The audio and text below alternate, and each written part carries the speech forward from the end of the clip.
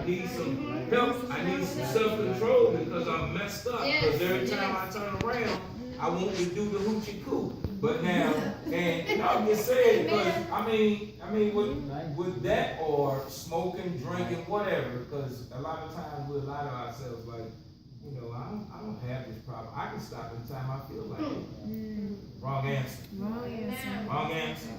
Because you're talking out of the flesh. And the flesh is an enemy to God. And you always fail in the flesh when you think that you can do something without His help. That's right. Because it takes His transform power. So, no, you're on it. I mean, and, you know, I wish that the church in a whole could hear this kind of stuff. I'm talking about Christendom now. Right. The body of believers throughout the message you bring tonight, that should be preached all over the world right now because Christendom is, you know, the church is sick. It's in such a funk. It is. The church is in a funk. Yeah. I had somebody rebuke me last week because I posted something about what we were talking about, you know, and I shared it with Pastor yesterday. Was it yesterday we talked? Yeah, it was last night. Yeah, and you know, about the same stuff, you know, the issues of the flesh and things that we are doing that we shouldn't be doing. And I posted it because I like, you know, putting, you know, the truth out there on my Facebook page. And I'm like, wow, this is a terrible way to die, man. This, you know, 85-year-old woman that was doing something she had no business doing, you know, and she ended up killing herself. And so, you know, somebody in ministry, you know, sent me an email, you know, said, hey, look, man, you know, you might give the church a bad name by putting this out there.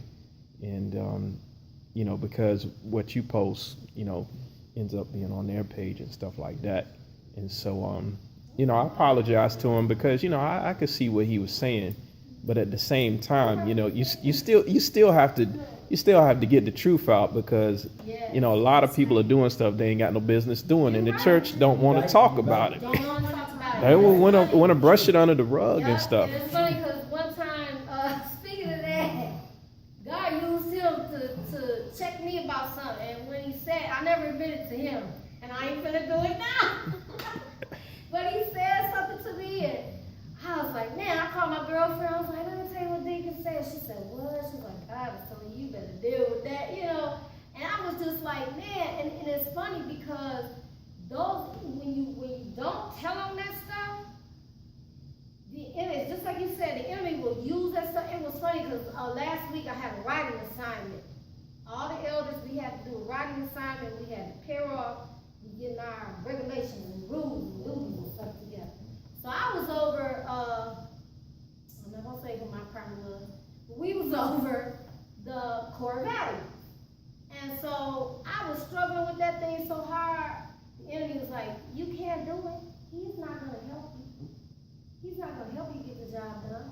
You can't do it. You might as well quit. Not to mention, you still struggling. You still cussing people out. How you going to talk about some core values when you don't have no self-control? You can't even control. I was like,